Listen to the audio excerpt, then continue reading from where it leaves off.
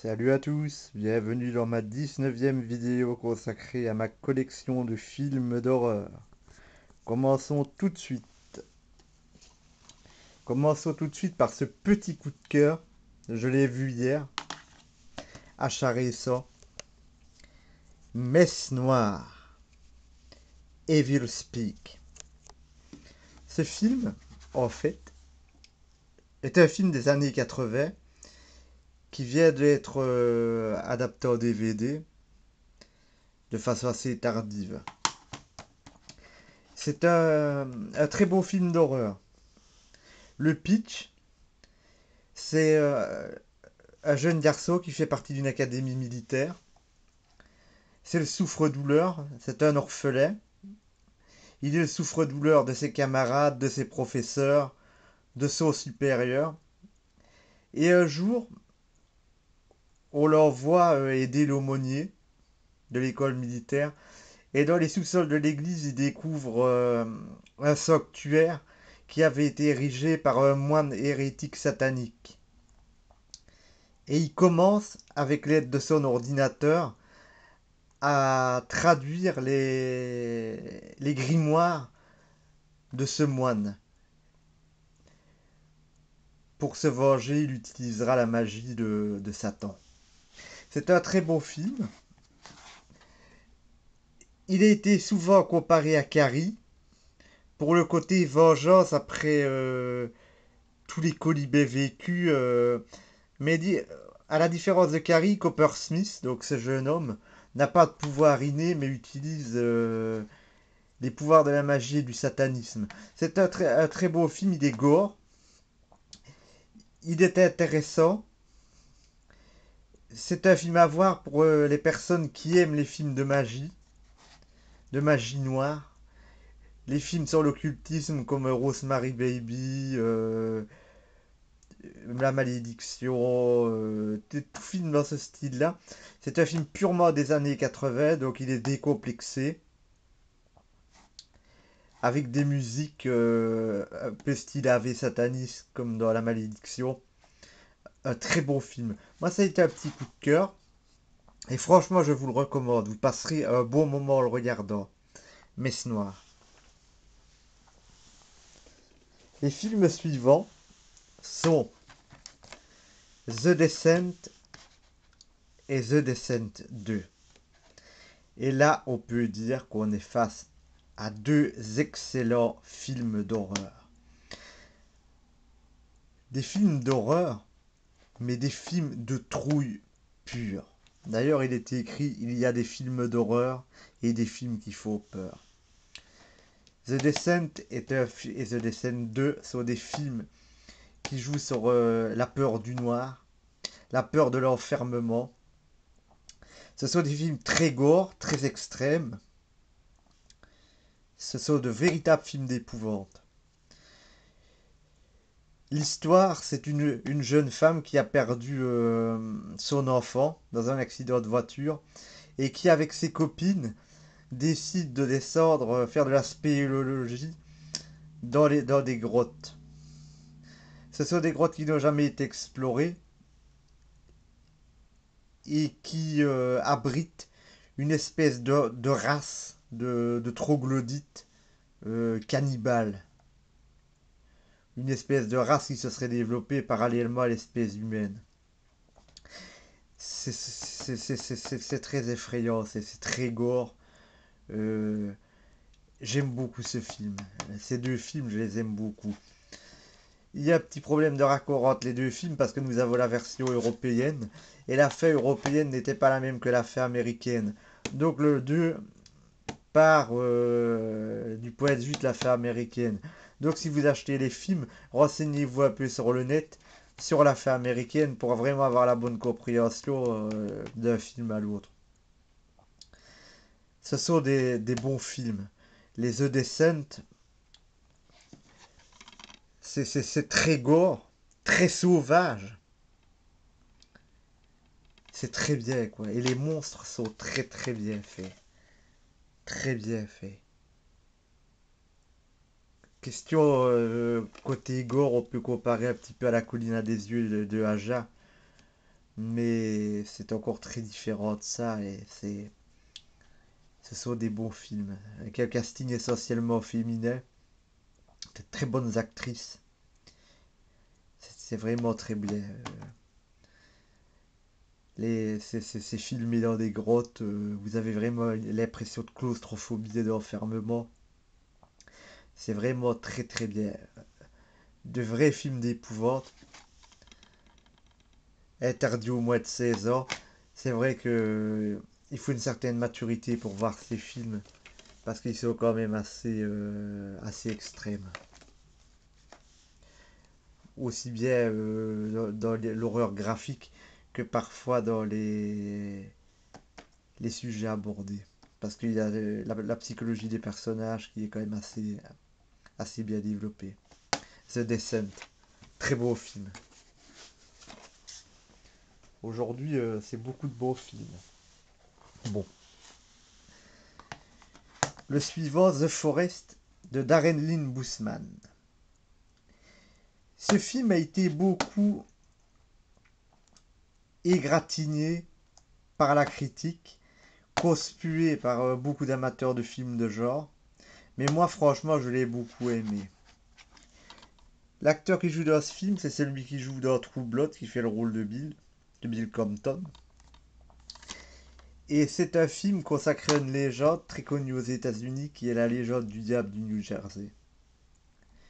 Le héros décide d'emmener sa famille recomposée, qui est au bord de l'éclatement, faire un séjour en forêt, un séjour de camping, et il profitera de l'occasion pour répandre les cendres de son père à un endroit où ils étaient habitués d'aller camper. Dans la forêt, l'homme commence à vivre des phénomènes étranges. Il a, il a des visions, il retrouve des cadavres d'animaux mutilés. Est-il fou? Est-ce que le diable du New Jersey les traque réellement? Y a-t-il un tueur qui les suit? On ne le sait pas et on ne le saura qu'à la fin du film. C'est un beau film. Euh, on pourrait le comparer sur un point au Shining, à Shining, pour les pétages de plomb du personnage.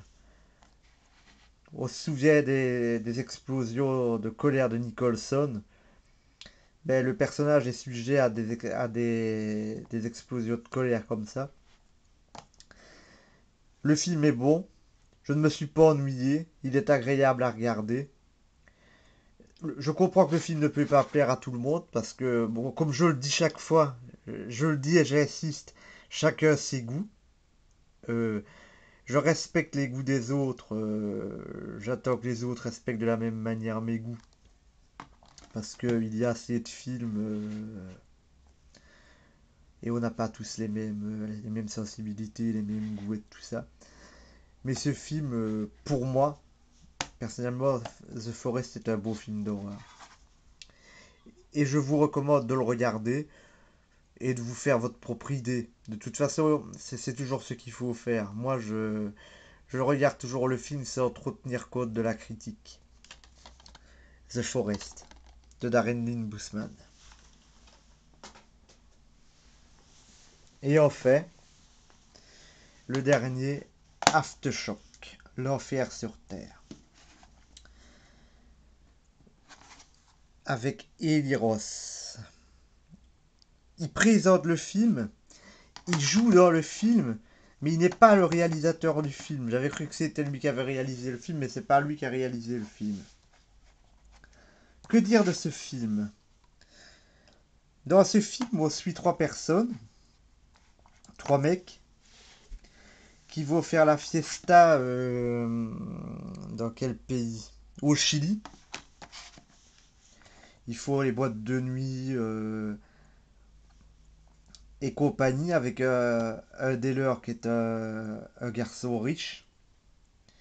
Et à un moment, survient un tremblement de terre. Il se retrouve au milieu de cet enfer et Ils doivent subir les attaques d'une bande de prisonniers qui s'est échappée du pénitencier tout proche. Que dire d'Aftershock? Hmm. Aftershock n'est pas un mauvais film. Il commence un peu comme Hostel, comme une sorte d'American Pie euh, décomplexé. Donc rire gras, cul, fesses, blagues graveleuses, scènes dans les nightclubs et les dancing. Pour terminer dans l'enfer le plus complet. Pour moi, ce film est à diviser en deux parties. Sincèrement, la partie nightclub American Pie m'a emmerdé. Elle m'a emmerdé à tel point que pour finir, j'ai poussé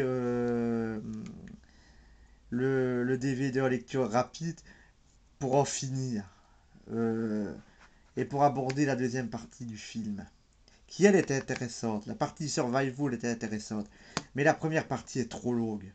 Je crois qu'elle dure bien de 35 à 40 minutes avant que le film commence vraiment. Et le film a une durée de... Attendez. Le film a une durée d'1h25. En plus, il est très court. Et franchement, ce qu'on voit avant dans les boîtes de nuit, c'est pas nécessaire, quoi.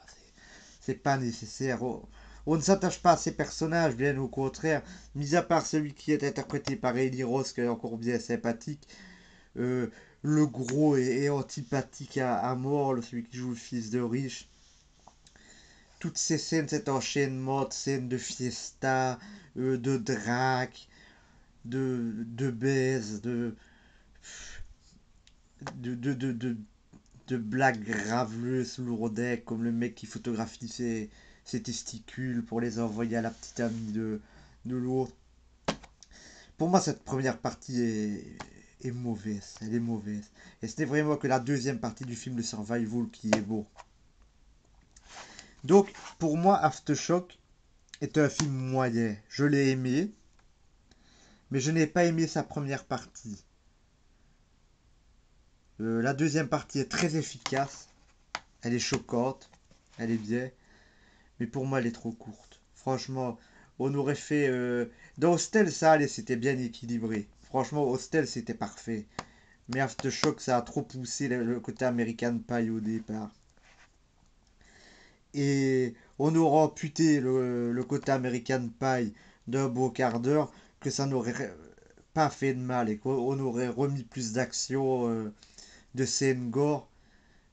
Ça aurait fait d'Aftershock un plus grand film que ce qui n'est. C'est un petit film, agréable à regarder, mineur. Mais si vous êtes comme moi, ben à un moment donné, vous appuierez sur avance rapide euh, pendant ces scènes inutiles de boîte de nuit. Qui, de toute façon, c'est sur des ambiances que moi je n'aime pas personnellement. Donc ça peut être joué. En tout cas, je l'ai aimé quand même. Et je ne le déconseille pas. C'est vraiment à vous de vous faire votre propre opinion. Aftershock, présenté par Eli Ross. Je vous remercie de votre attention et vous donne rendez-vous dans ma prochaine vidéo consacrée à ma collection de films d'horreur.